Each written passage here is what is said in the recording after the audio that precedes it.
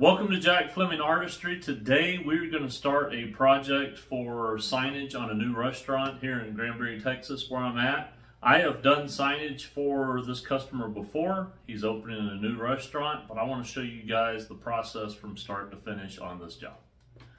So this customer already had a design for their sign. They sent me the file for it. I'm not going to show you guys how I printed it off, but I went through, put it in Illustrator, Adobe Illustrator, turned it into a line drawing, and then printed it in tiles. So the first step that we're going to start with today is taping our tile papers together. All right. After having printed that out, the first thing I'm going to do here is lay this out. It's probably going to be bigger than I need it to be, or not bigger than I need it to be, bigger than it's going to fit on this table,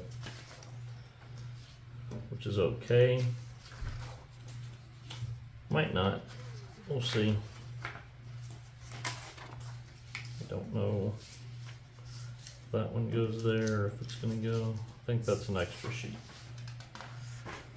We shall find out. Ah, okay, so my V connects there. Here, hopefully y'all can see all of this.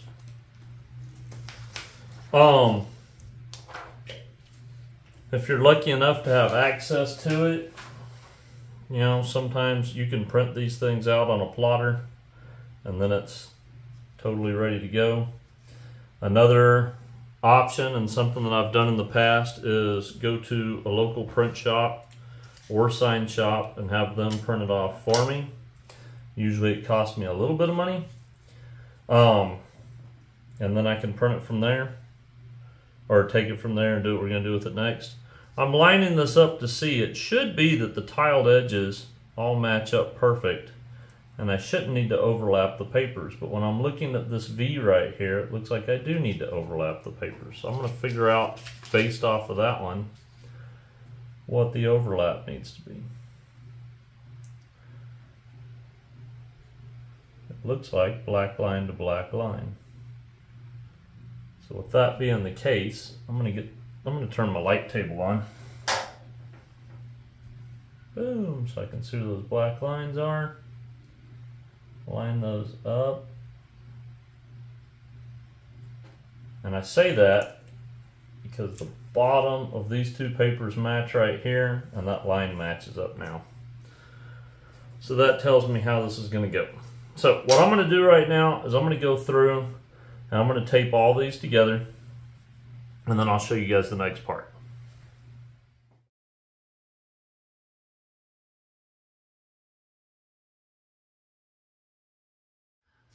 If you've watched this channel for any period of time, you know that I use a lot of straw paper.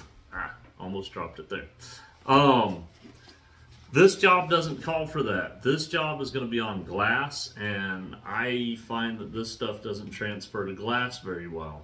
I've got 2 windows on this job, and then 4 glass doors. So all of it's going to be on glass. I'm not going to do that. Instead, I'm going to teach you guys, or if you haven't seen it before, we're going to use a pounce wheel. I do have what's called an electro pounce. I don't have it hooked up right now, so I am going to use this. I much prefer the electro pounce because it's so much quicker. This is tedious, painstaking. We're going to go through it because I'm going to duplicate this same piece of paper on multiple windows, and rather than sitting there and drawing it off every time, I can show up to the job, pounce it out. I'll show you guys that. We'll go on a field trip in this video. Let's go ahead and work on the pounce. When you go to use a pounce wheel, you're going to need to set your surface up with something underneath your paper that the little teeth of the pounce wheel can go into. They won't go into the glass that's on this. I'm using cardboard. I've seen people use like exercise mats, yoga mats, whatever you want to call them. What is it, the styrofoam insulation stuff that you can get from the hardware store. What are some other things? Carpet, if you flip it over, I don't really care for that. I've tried it, didn't like it. Cardboard seems to work pretty good, and I get it for free when something ships in. So I can put this behind here and then go to town.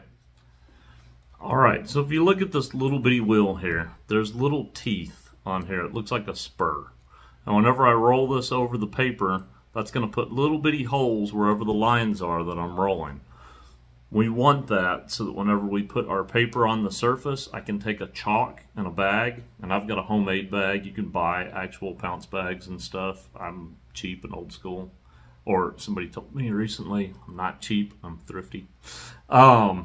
But I use that, but we're going to go through and I'm going to show you, I'll show you up close how this works to put little bitty holes in there. And then whenever we get to the job site tomorrow, we'll pounce that out. All right, hopefully you can see close enough on this.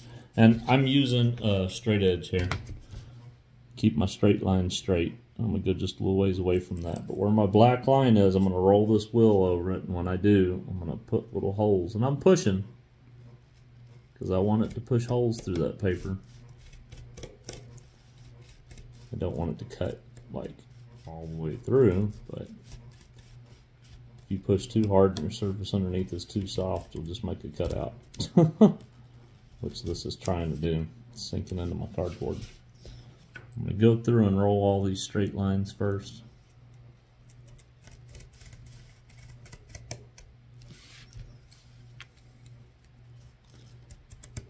And I'll tell you the way that I did this paper here in Illustrator. Sorry, I'm trying to work and think at the same time. Anyhow, the way that I did this paper in Illustrator, or the design to get my line drawing here, it's not perfect. I did an image trace.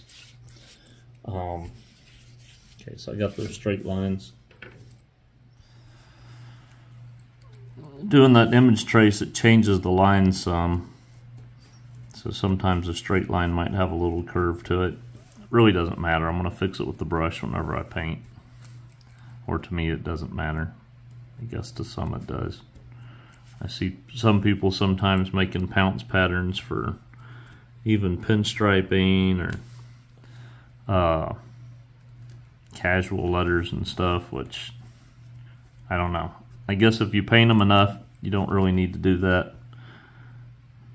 I don't think. I'm doing this with this one because it is something that needs to be exactly their design. And my holes aren't going to be perfect. Some people get their holes perfectly on the things, but to me, they're just a guide. Let's see. Fill with my finger and fill where the holes are. Hopefully they're deep enough. If they're not, then whenever I show up on the job, I'm going to be breaking out my cardboard and my pounce wheel again. I do have a different pounce wheel that makes really big fat holes.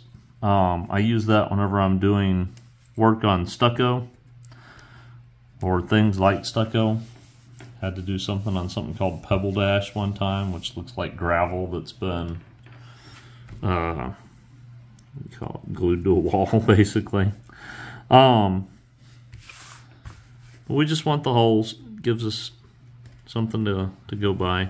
Oh, I was going to say on the stucco and stuff, when I've done it on stucco, I actually don't use pounce powder. I use spray paint. Just spray paint through the holes, because sometimes the holes of the paper are so far away from the wall on stucco, if it's a really deep, thick stucco, that you can't use powder. It's just not going to stick. I'll speed this up. This is really tedious, really boring, especially whenever we get into the small letters. That's why the electro pounce is nice. You're just zapping holes through it with electricity. Once I get that set up, I will definitely show you guys electro pounce. I've actually got an off-brand electro pounce because I'm thrifty. Let's go ahead and put this in hyperlapse, and y'all can watch me finish this.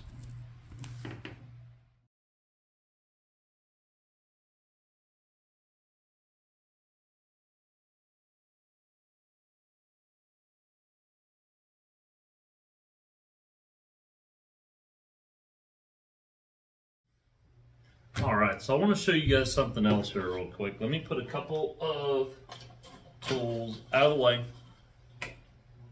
and I'll zoom in on this in a second. But first, I'm going to take and flip it over. And a trick, if you're like me, I've got all these little bitty holes. but I fear that they're not big enough. So something that you can do is you can take sandpaper. I've got a sanding block here, and I'm gonna start with some 1000 grit sandpaper, and you can sand over these holes. This is where it's not gonna be. And by doing that, it opens them up a little bit. And 1000 grit's not gonna do it. That's why I got two different ones. Oh, let's move that. I've got some 600 grit here. I've used much bigger before, and it feels like it can rip the paper. Yeah, I feel like that's opening up. I don't know if you can see the difference. Maybe if I zoom you in. So that's the ones I just sanded. I haven't sanded on these yet. It looks a little darker through here. So hopefully this is working. I'm gonna sand all this. Hopefully it'll open it up. I'll do a little test too. All right, so I'm gonna test this again. I did test it once before on a piece of paper with some of my pounce chalk. And I'm gonna see if it'll work. I'm just gonna test it on the glass of this table here. I just cleaned it. So I'm gonna lay this down on here.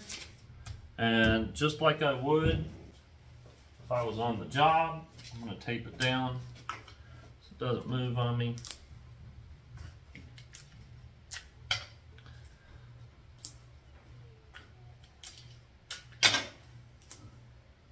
See if there's any parts that want to come up too much on me. Put a piece of tape on that.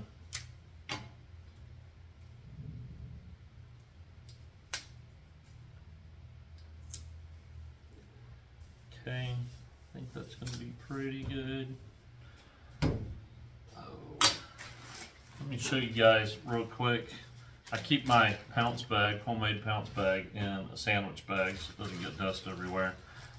For this one, and I've got a couple of different ones, I got a white one, and my white one, I just use baby powder. This one, I'm using construction chalk, the blue construction chalk. Which I found, for me at least on glass, I think shows up pretty good. But it's full chalk. It's just a sock with a knot tied in it and chalk, and you can see it's coming off on my hands.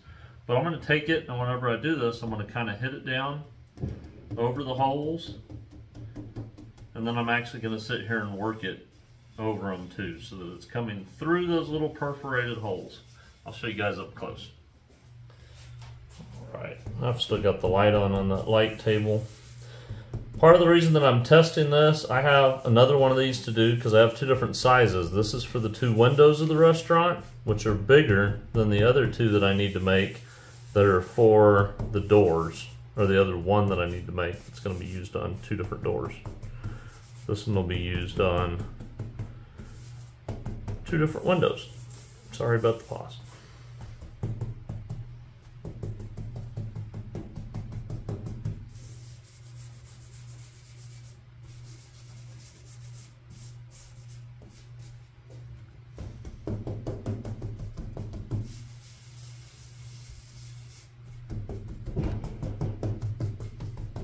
I don't know if you guys can hear in the background while I'm doing this. There's explosions going off while I'm doing this. Today is actually the 5th of July.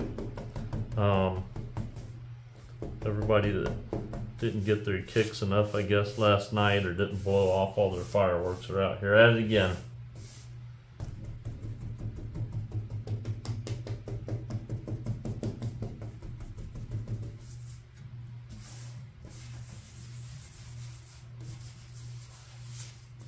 All right. I'm actually not going to change our view here real quick. I'm going to peel this off so we can see if it works. Get all my tapes here. And when I take this off, because it is lying flat, which it won't be when we do the window, it's actually going to be easier on the window. I'm going to try not to mess up what would have come through if it came through. And it did. It's pretty light. You know, if I turn this light off, you can see it a little bit better. But it gives us a little bitty light powder line. Maybe y'all can see that. so that I know where to paint my letters at.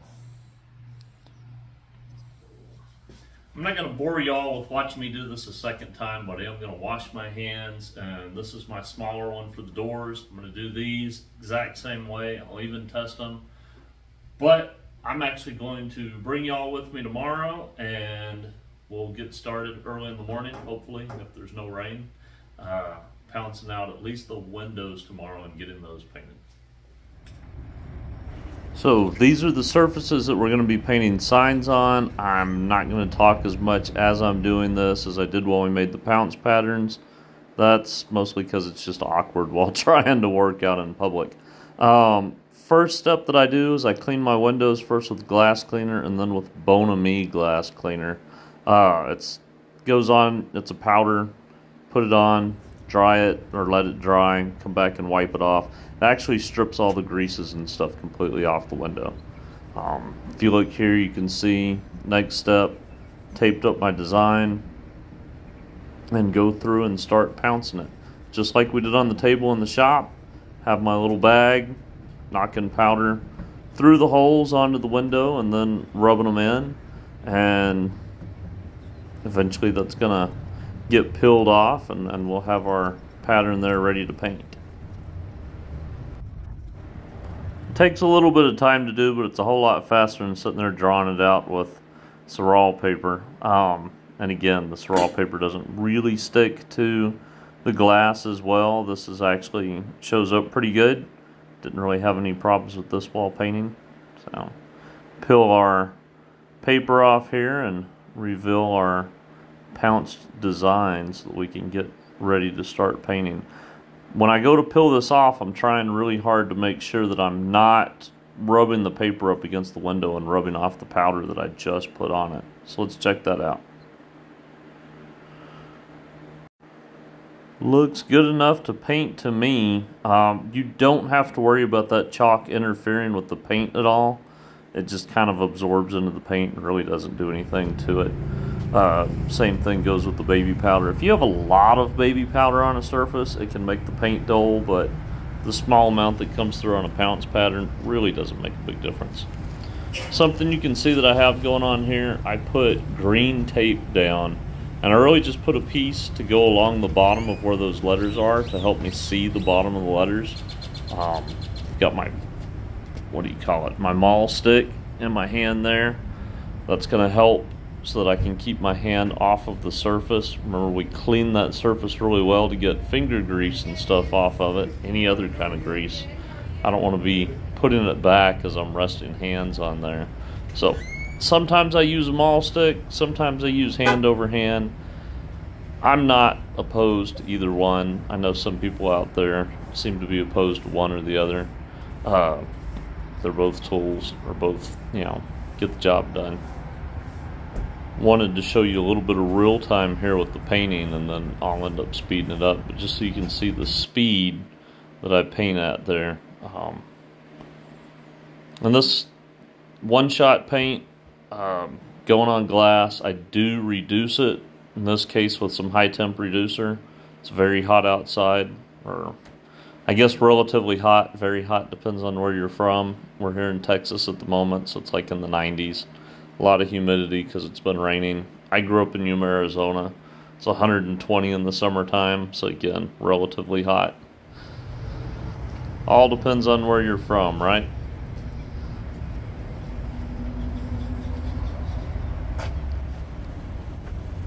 Alright, so after finishing painting that first coat there, I actually go back and do a second coat while I'm painting the first coat.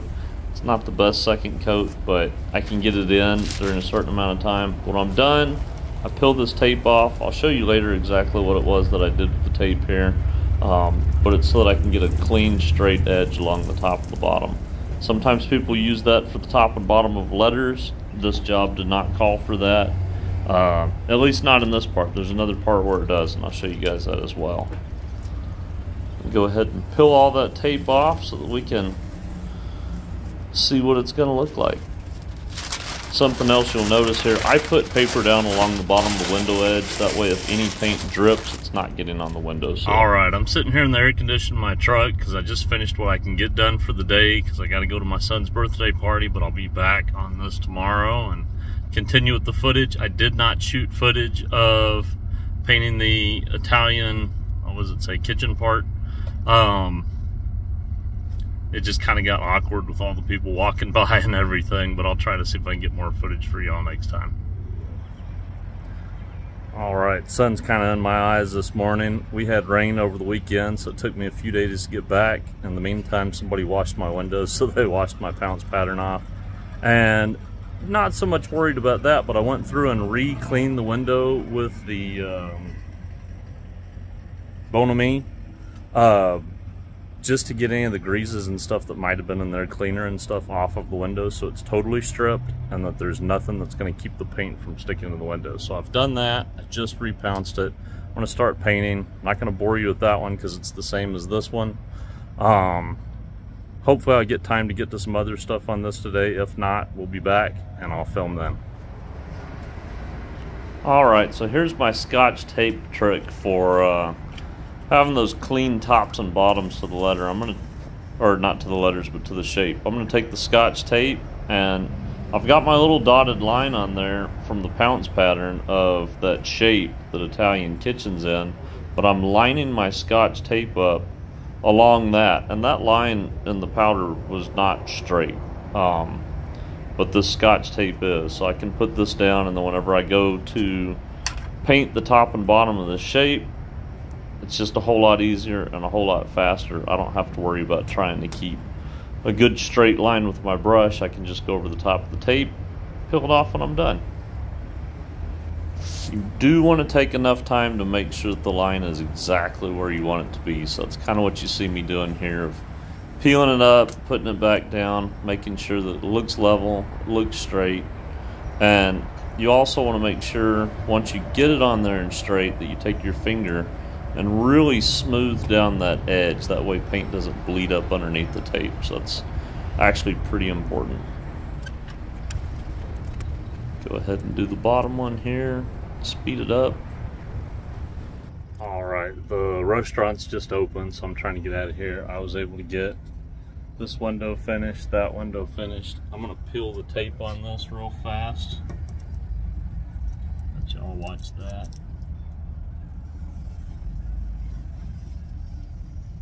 Making sure I don't get any of this wet paint tape on anything.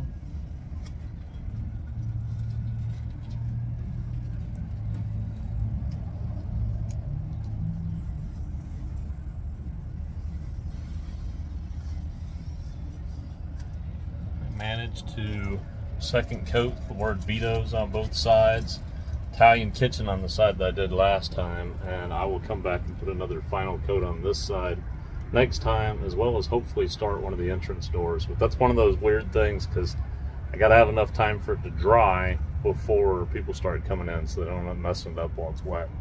It's kind of why I'm trying to work in the mornings and get in and out of here. Just keep trudging through. Right here I wanted to show you guys when I get ready to put the pattern up and everything on here, and also doing the store hours underneath it, and I'm not pouncing those, I'm just free sketching those out.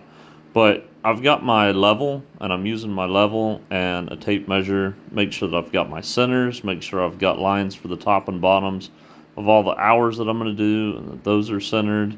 Right here, doing the same thing for the fire exit only door. Actually put Scotch tape on there for the top and bottom of all the letters. They're going to be block letters, and I want them to look really crisp on the top and bottom, so you'll see how that turns out in a little bit. But here's writing out those hours, and then going ahead and painting them. Again, I don't really use a pounce pattern for that. Just draw them out on the door. But again, it kind of depends on what your comfort level is. Using a casual letter like this right here, I'm pretty comfortable with it and really just need to scratch the letters out. Same goes with the script. But again, it's okay to draw them out. Okay, so here's my block letters, and I just freehand drew these out as well. They're probably not perfect, but they're hand painted. That tape does allow me to have nearly perfect tops and bottoms to them, so kind of makes up for some of it. Alright, it's about 11:30. They opened up around a half hour ago. I worked from 8 to 11:30. I got the sign that you see in the back done, and then the fire exit only sign. Hopefully one more day on this job. Really can't work full days on it, so it kind of messes things up because cleanup time ends up being like every single day rather than just once or twice. We'll get back to it next time, hopefully finish it up. I really didn't get any more footage of me painting on this. It got kind of awkward because it really is kind of a heavy foot traffic area. There's like 4 of the busiest restaurants in Granbury here. But hopefully y'all like this. Hopefully it was helpful. These are the finished pictures. Till next time, subscribe, like the video, go check out my website. Hope you guys enjoyed this. Let me know in the comments what you think, or click on one of the other 2 videos that pops up. Y'all have a good day. Bye.